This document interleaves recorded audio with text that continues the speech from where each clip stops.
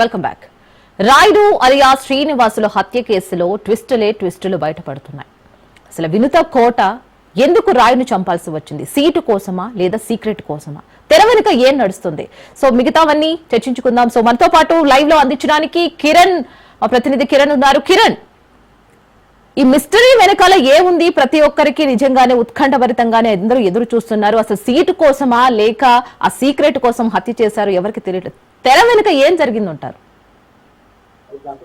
ఒకటైతే చెప్పుకోవచ్చు, ఏదైతే కాళాశ్రీ నియోజకవర్గంలో రాయుడు హత్య కేసు ఒక సంచలనంగా మారిందని చెప్పుకోవచ్చు. ఎందుకంటే ఎవరైతే జనసేన పార్టీకి సంబంధించి కాళాశ్రీ ఇన్ఛార్జ్ వినుత కోట ఉన్నారో, అదేవిధంగా అతని భర్త చంద్రబాబు కూడా, ఇద్దరు కూడా జనసేన పార్టీలో ఎప్పటి నుంచో కూడా, అంటే పార్టీ ఆవిర్భావం నుంచి కూడా ఎంతో యాక్టివ్ గా పనిచేస్తూ వచ్చినారు. అంతేవిధంగా ఆ ప్రతిపక్షాల పైన కూడా ఎవరైనా వస్తే వాళ్ళ మీద అదే విధంగా ఎదుర్కొనే వాళ్ళు కూడా. ముఖ్యంగా ఏదైతే ఆ వినుత కోట, అదేవిధంగా వాళ్ళకి చంద్రబాబుకి ఇద్దరికి కూడా పర్సనల్ పిఏగా, అదేవిధంగా ఒక డ్రైవర్ గా రాయుడు అలియాస్ శ్రీనివాసులు కూడా గత 10 సంవత్సరాల నుంచి వాళ్ళ దగ్గర పనిచేస్తూ వచ్చాడు. అయితే గత కొంతకాలంగా అతను పనిచేస్తున్నప్పటికీ, అంటే గత నెల 11వ తేదీ ఒక ప్రెస్ మీట్ పెట్టి, అదేవిధంగా తమ దగ్గర ఎవరైతే రాయుడు ఉన్నాడో అతను పనిచేయట్లేదు, అతను తీసేసామంటూ కూడా అప్పట్లో చెప్పడం జరిగింది. అయితే దీని వెనకాల ఏముంది ఏమనేది తెలియకుండా అప్పటి నుంచి కూడా రాయుడు అలియాస్ శ్రీనివాసు కనిపించకుండా పోవడం, తన ఊర్లో ఉన్నాడని కూడా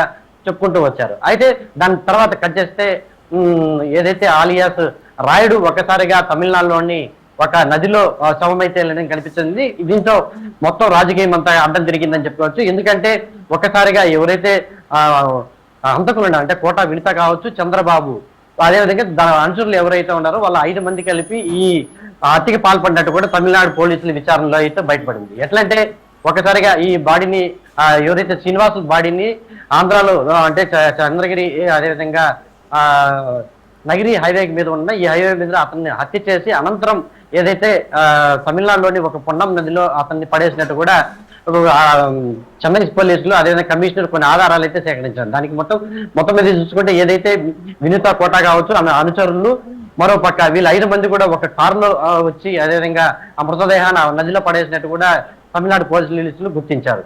అయితే అక్కడి నుంచి ఏదైతే కోట వినుత కావచ్చు, అదేవిధంగా ఆ చంద్రబాబు తన అనుచరులను పూర్తి స్థాయిలో కార్ నెంబర్ ట్రేస్ చేసి ఆ ట్రేస్ ఆధారంగానే వాళ్ళని అదుపులో తీసుకుని విచారించారు. విచారించిన అనంతరం ఈ విషయాలన్నీ బయటలోకి వచ్చాయని చెప్పుకోవచ్చు. ఎందుకంటే ఏదైతే తన దగ్గర పనిచేస్తున్న శ్రీనివాసుని కోట వినుత, అదేవిధంగా తన భర్త ఎవరైతే ఉన్నాడు చంద్రబాబు, తన అనుచరులతో పూర్తి స్థాయిలో అతన్ని హతమార్చినట్టు కూడా వాళ్ళు తమిళనాడు పోలీసుల దగ్గర ఒప్పుకున్నట్టు చెప్పడం జరిగింది. అయితే మరోపక్క ఏదైతే కొన్ని సోషల్ మీడియాలో కావచ్చు, అదేవిధంగా కొన్ని ప్రసార మాధ్యమాల్లో కావచ్చు, ఈ కుట్ర వెనకాల, అంటే రాయుడు చనిపోవడం వెనకాల దీని వెనకాలైన బలమైన కారణాలు ఉన్నాయన్న నేపథ్యంలో వివిధ రకాలుగా ప్లే చేస్తూ వచ్చింది. అయితే రాజ్ న్యూస్ మాత్రం పూర్తి స్థాయిలో గ్రౌండ్ రిపోర్ట్ గా, అంటే వాస్తవాలు ఏం చెప్పాలనే దాని మీద, కరెక్ట్ గా ఏం జరిగిన దాని మీద మనం ఇప్పుడు ఉన్నాము. అదే ఈ నేపథ్యంలోనే పూర్తి స్థాయిలో రాజ్ న్యూస్ వెళ్ళి గ్రౌండ్ రిపోర్ట్ అయితే తీసుకొని వచ్చింది. ఈ నేపథ్యంలో మనకు సంచలన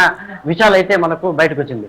ముఖ్యంగా ఏదైతే కోట వినుత, అదేవిధంగా రాయుడు చేతిలో హతమైన శ్రీనివాసులు ఉన్నాడో, అతను సోదరితో మాట్లాడించినప్పుడు ఆ సోదరి మాట్లాడుతూ కూడా సోషల్ మీడియా వాళ్ళు తమ వద్దకు వచ్చి మా దగ్గర ఏదంటే అది వాయిస్ తీసుకుంటారు, కానీ ప్లే చేసేటప్పుడు మాత్రం అది ప్లే చేయట్లేదు, అది వార్తలు వేరే విధంగా వెళ్తున్నాయి, అంటే రాయుడికి అదేవిధంగా కోట వినుతకి అక్రమ సంబంధాలు ఉన్నాయంటూ కూడా వార్తలు రావడంతో దానిపైన తీవ్రంగా తన సోదరి, అంటే ఎవరు మృతుడు యొక్క సోదరి తీవ్రంగా దాని మీద స్పందించి పోలీస్ స్టేషన్ లో కూడా కంప్లైంట్ ఇచ్చింది. ఎవరైతే ఈ విధంగా దుష్ప్రచారాలు ఎవరైతే చేస్తున్నారో వాళ్ళ మీద కఠినంగా చర్యలు తీసుకోవాలని చెప్పేసి కూడా ఆ మృతుడు శ్రీనివాస్ యొక్క సోదరి అయితే ఆ పోలీస్ స్టేషన్ లో కంప్లైంట్ ఇవ్వడం జరిగింది. అయితే దీని వెనక ఇది కాకుండా ఏదైతే కోట వినుతని, అదేవిధంగా చంద్రబాబును అరెస్ట్ చేసి తీసుకెళ్తున్న సమయంలో ఒకసారిగా వినుత కొన్ని సంచలన వ్యాఖ్యలు అయితే చేసింది. దీని వెనకాల కొన్ని కొన్ని కుట్రలు జరిగినాయి, ఎవరెవరు ఉన్నారనేది మేము బయట వచ్చిన తర్వాత తెలుస్తుంది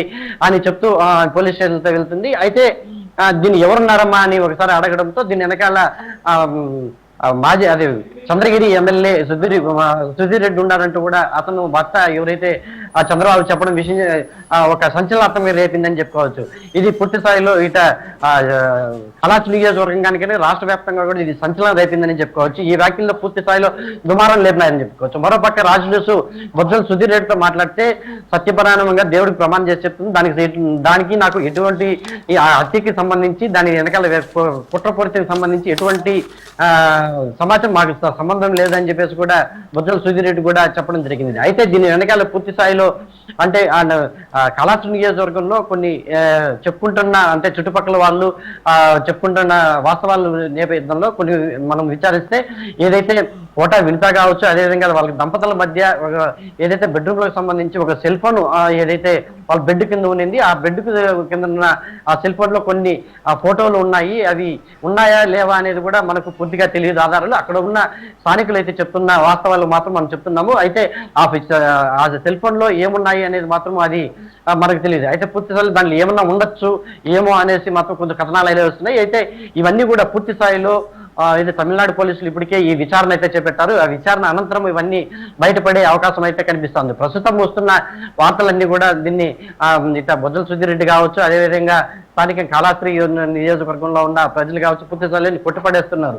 అయితే ఎప్పటి నుంచో మనం చెప్పుకున్నట్టు ఇది రాయుడు మాత్రం ఎప్పటి నుంచో కూడా వీళ్ళిద్దరి వద్ద నమ్మకంగా ఉండే ఒక వ్యక్తిని ఈ విధంగా దారుణంగా చంపారని చెప్పేసి తన సోదరి కూడా ఆవేదన వ్యక్తం చేసే పరిస్థితి కనిపిస్తుంది. అంతేకాకుండా ఎవరైతే రాయుడు ఉన్నారో అతనికి తల్లిదండ్రులు కూడా ఎవరు లేదు, వాళ్ళ అమ్మమ్మ దగ్గర మాత్రమే తను ఉంటున్నాడు. వాళ్ళ అమ్మమ్మ కూడా రాజుతో మాట్లాడుతూ కూడా నన్ను ఏకాకం చేసి వెళ్ళిపోయారు, నన్ను ఈ విధంగా రాయుడిని ఈ విధంగా దారుణంగా హత్య చేయడం చాలా అన్యాయం అని చెప్పేసి కూడా ఆమె కూడా చెప్పే పరిస్థితి అయితే కనిపిస్తా ఉంది. Right Kiran, thank you for the update.